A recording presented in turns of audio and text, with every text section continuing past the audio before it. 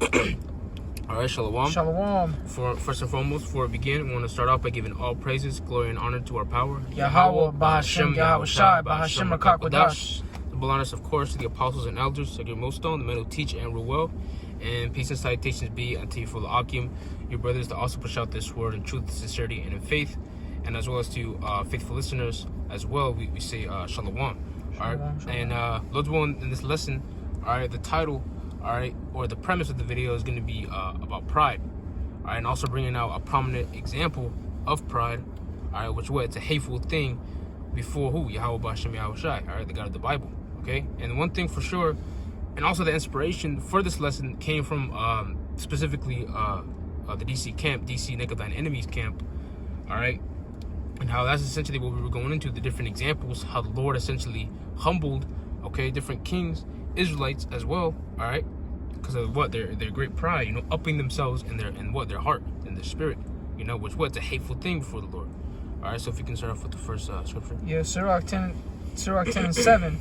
Pride is a hateful thing before Yahweh and man, and by both doth one commit iniquity. All right. So what? It's essentially a sin, man. All right. That is a sin. That is against what Yahweh Hashem Yahweh Shai, man. Yeah, it's a transgression of the law, you know. Yeah. Because that's what sin is, transgression of the law. Because that's what it breeds forth iniquity, you know, which iniquity is sin upon sin. Yep. That's how you know you're not supposed to be prideful. Yeah, exactly what. Essentially, it's basically exalting yourself, man. With departing from your maker, man. For the fact that we have a maker, that should be enough to tell you, like, yo, there's no reason to be prideful, man. You know, which we know it's a spirit, it's a certain demon. All right, you know, upping yourself, really deceiving yourself, and that's why what we know our mortal enemies, our arch enemy, who the devil, the Bible speaks of too, Esau, Edom, man, which is the so-called Caucasian man, the so-called white man today, which we know is indeed one of those proudest nations on planet Earth, man, and the Lord made him that way. All right, actually, you know, Lord's willing in post-production, that's exactly what you see, which is they're mostly. Most of the time used, if not all the time, emblem, all right, or their insignia, the eagle, all right, the bald eagle, man, all right. And funny enough, to find the certain picture that you see before you, all right, actually, all I typed in Google was high and mighty to find that picture. Funny enough, you know, and that's the spirit of this devil, man. Right? You know, high and mighty, haughty, all right, which is another synonym, which basically means the same thing, just to be proud, you know. Even in the scriptures, Yahweh Shai, what did he say when he was talking about Esau? Oh, thou most proud that dwellest in the clefts of the rock. Yeah. You know. So we can get Daniel chapter 4 verse 17. This matters by the decree of the watchers and the demand by the word of the Holy One.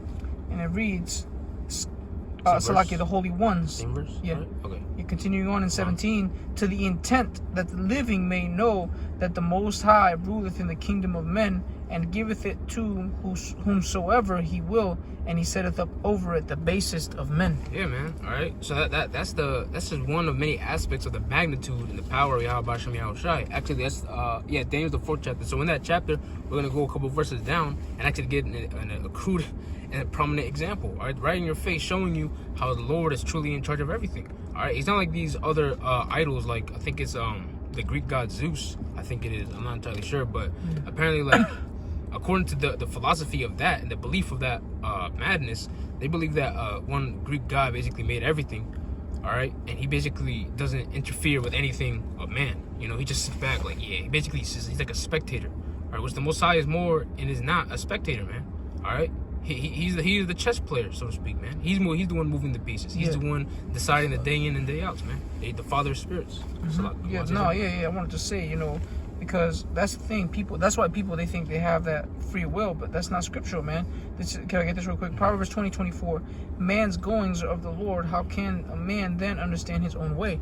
Because essentially, every single, you know, and don't try to wrap your head around it too much for you sincere brothers. All right, you sincere listeners, okay, brothers and sisters. All right, but essentially, there's no such thing as free will. All right, like it says in Job that the angels will seal his instructions in deep sleep. Essentially, none of us have free will. Yahweh Bahashem Yahweh Shai is in control of everything. You know, everybody is being controlled from the righteous to the wicked. You know. Yeah. So back to Daniel chapter 4 verse 28. skipping down to verse 28. Yep. Yeah. All this came upon the king Nebuchadnezzar. At the end of 12 months, he walked in the palace of the kingdom of Babylon. The king spake and said, Is not this great Babylon that I have built for the house of the kingdom, for the Salakia? It says, What verse you at? in the palace, verse 29. Okay. No, verse 30. The king, Daniel's 4:30. The king spake and said, Is not this great Babylon that I have built for the house of my kingdom? Salakia, the house of the kingdom by the might of my power, and for the honor of my majesty. Yes. All right. And yeah, the attitude and the way he's talking. You know, like if you can read that one more time about Krishna slowly. Verse you know, 30? yeah, about Krishna, because that's essentially what those prideful thoughts in the mind of Nebuchadnezzar, man, the ruler and king of Babylon. You know. Yeah, Daniel's 4:30. The king spake and said, Is not this great Babylon that I have built for the house of the kingdom by the might of my power, and for the honor of my majesty? Yeah, you see that by my own power, by my power and my majesty. You know, the majesty of Babylon. You know, and what obviously, as you can tell from the way he's speaking, he's not at all regarding who the Lord. And this was a heathen. You know, so just like that, we know that what in the mind of Nebuchadnezzar. You realize also that what is ultimately the Lord, all right, that put that spirit on him, and not only that, but raised up Babylon. You know, it wasn't by Nebuchadnezzar's hand, man. You know, and that's why when you read any origin stories about any other empires, any other kings, it wasn't by their own power, man. It may seem that way, all right, but truly, what it was the Lord, man. All right, who put the spirit on them for to do whatever they had to do for the Lord, ultimately to bring up a certain empire, man. All right, and just like America, this place has its origins as well, and the Lord put the spirit on who the devil, all right, the adversary, all right, to be in power, all right. It's no different, all right. This is the same power, by the way, man. If you can believe it, all right. The same power that made Nebuchadnezzar think like this, all right. So if you can keep reading, yeah, verse 31. While the word was in the king's mouth, there fell a voice from heaven saying, O King Nebuchadnezzar, to thee it is spoken, the kingdom is departed from thee. Verse 32. And they shall drive thee from men, and thy dwelling shall be with the beasts of the field. They shall make thee to eat grass as oxen, and 7 times shall pass over thee, until thou know that the Most High ruleth in the kingdom of men, and giveth it to whomsoever he will. Yeah, it was basically it's reiterated from the was it verse 17? Yeah, verse 17. Yep. Bookshop, keep reading. Yep, verse 33. Yeah. The same hour was the thing fulfilled upon Nebuchadnezzar, and he was driven from men, and did eat grass as oxen, and his body was wet with the dew of heaven, till his hairs were grown like eagle's feathers, and his nails like bird's claws. You see that, man? All right. Yes, you heard that right. All right. The Lord actually turned this dude, all right, into a straight up animal, a beast, Literally, a too. bird. That's not a parable for you to break down. That's literal. You know, Nebuchadnezzar actually was, like you said, in camp as well. He probably smelled like dog. You know, probably had some weird beast-like tendencies. You know, and just like that, think about it. A man acting like an animal and legit looking like him in appearance. You know, that's humiliating. All right. Can you believe an actual king doing that, or in today's modern day sense, Bill Gates, Bill Snakes, all right, eating grass like a cow or smelling like that, man. So just like that, what the Lord humbled him, all right, because he said all those and thought all those prideful things, man, all right. And again, this is a heathen, so that's saying something, man. So how much more the nation, all right, the children are of Israel, man, the sons of the Most High. You see? But the point is, what? Ultimately, what? You can relate this back to where? To whom? To what kingdom? To what people? Babylon, man. All right? Yeah. And its rulers, Edom, Esau, man. All right? They are beyond prideful because, what? This is another nation. All right? Now we're talking about what? The chief devil, all right, of these heathen nations, man. All right? The adversary. All right? And it's this same man, all right, when you read in Revelations, the 11th chapter, all right, how he X'd out the Most High. The same man that actually has those thoughts, programmed to have those thoughts to be like and over the Most High. So if you can get the next precept. Khan, if I can get something real quick. Yeah, go ahead. Khan, this is let me see. Jeremiah Jeremiah 50:31. Behold, I am against thee, O thou most proud, saith the Lord, Yahweh Shai, power of hosts. For that day is come, the time that I will visit thee. Because who's that speaking of, man? When you read the book of Jeremiah, essentially he's talking about Esau, Edom, man. And he called Esau what? Most proud. Mm-hmm. Okay? Yep. Let me see if I can find it. Yep. Yeah. Just making sure I was breaking it down right. Salakia. This is the book of Isaiah chapter 14. And I'm going to start at verse 12. How art thou fallen from heaven, O Lucifer, son of the morning? How art thou cut down to the ground, which didst weaken the nations? Yep, and when we go into that word, Lucifer, all right, essentially means what? Light bearer, all right? And that's what Esau is known as today, all right? Basically, if this makes any sense, basically the man of righteousness, all right? But to these people, to the multitude, and obviously we know what? This is the man of perdition, man, the man of destruction, all right? And guess what? If he's looked as that, all right? Best believe that this man is all puffed up. So if we keep going. Yep, continuing on. It says, verse 13, if I may say also, this is like calling Esau these things in a mocking manner. Yeah. When you keep reading.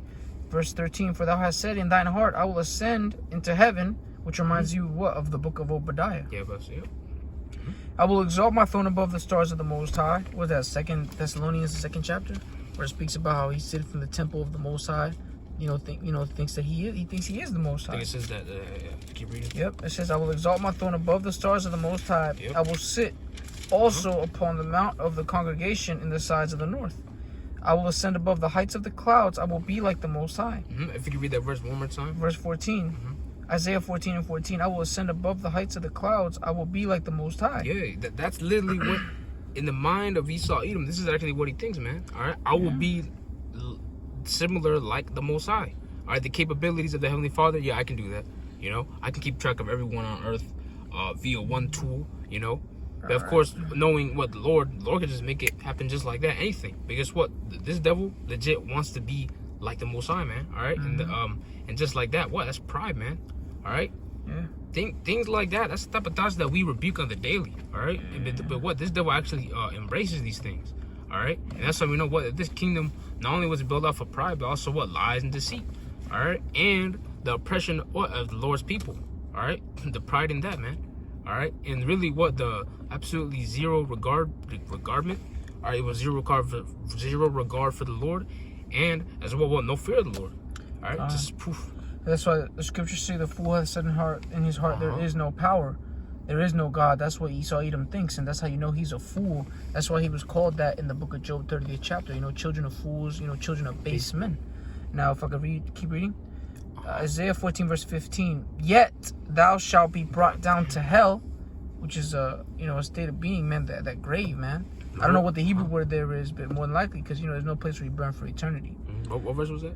15. Yeah, if we can read that verse one more time, if we can just head back to Sirach. Okay. Yeah. Salakia. You can read that one more time. Oh, Isaiah 14 and 15. Yet thou shalt be brought down to hell, to the sides of the pit. Yeah. All right. Yeah, I just want to say as well, how does that old saying go? What the bigger they are, the harder they fall. Yeah. All right, and you best believe this man is pumped up to be that way for a reason, though, man. Just like how the Most High puffed up Pharaoh. All right, you can read that in the book of Romans. I think it's the 8th chapter or the 9th chapter, if I'm not mistaken. Romans 9, yeah. So what? That correlation with Egypt. All right, how the Lord puffed up Pharaoh. So the purpose, what the Lord can ultimately humble him, man. All right, no nation is above the Most High, man. No person, no nation, all right, no any other entity or anything is above the Most High, man. No one. All right. So you want to say something? Or you make something out? No, I was just gonna say, because basically, Esau Edom is gonna be brought down. Essentially, that's why this is in a mocking manner towards him. Right. When we read Isaiah the 14th chapter. Okay. Yeah. So Sirach chapter 10 and 8. Because of unrighteous dealings, injuries, and riches gotten by deceit, the kingdom is translated from one people to another. Yeah, man. All right, and just how the Most High brought up kingdoms. For example, we brought out the story of Nebuchadnezzar. That was during the time of Babylon. All right, and here we are now. In the new Babylon, man. All right, where the children of Israel are, all the tribes are here. All right, and we're finally remembering ourselves. All right, and this is also the same place. Okay, with the enemies, all right, being our captors. All right.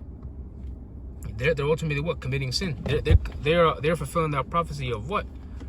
Exiting out the Lord's ways. Okay, and what it's going to be translated, man. Essentially, this kingdom is going to go down. All right, with a hard fall. All right, into that pit, man, being low. All right, not high and mighty, but what? But low. All right, that bald eagle finally crash landing, so to speak, man. All right, and you can read that in Proverbs 21:1, man. How the king's heart is in the hand of the Lord. All right, so everything what is orchestrated by the Lord. All right, and ultimately what? There's going to be a great humbling. All right, for that prideful nation, man, as it is written in Amos the 9th chapter.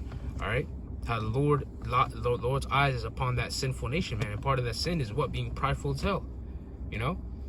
So that's pretty much all I had. I had a quick one. Yep. Proverbs 16:18. Pride goeth before destruction. Who's gonna get destroyed? Esau, Edom, Obadiah. You know his promise that he's gonna get destroyed. And a haughty spirit before a fall, which Esau, Edom trying to complete his new world order is very haughty, man. That's that haughty spirit. You know, he thinks he's gonna accomplish his what's the word? So I forgot how the scripture. His agenda. Yeah, he thinks he's gonna accomplish everything that his heart's desire, man. Yeah, man. You know, he thinks he's gonna be able to, completely accomplish his new world order, but he's not, because he's gonna fall by way of what? Yahweh Shai, Mashiach Yahweh Shai, Yahweh Shem Yahweh Shai, and the saints, man. Yeah, and deceived, heavily deceived, man. You know. So those ones was edifying. I want to close out by giving all praises, honor, and glory to Yahweh, Ba'Shem Yahweh Shai, Ba'Shem Rakakwadash. Double honors to the apostles and elders, or Gemoston, the men who teach and rule well. And peace and salutations be unto you, fellow Akim, your brothers. God to push out this word in truth, sincerity, and in faith. And Lord, this was edifying. I'm going to say shalom. Shalom.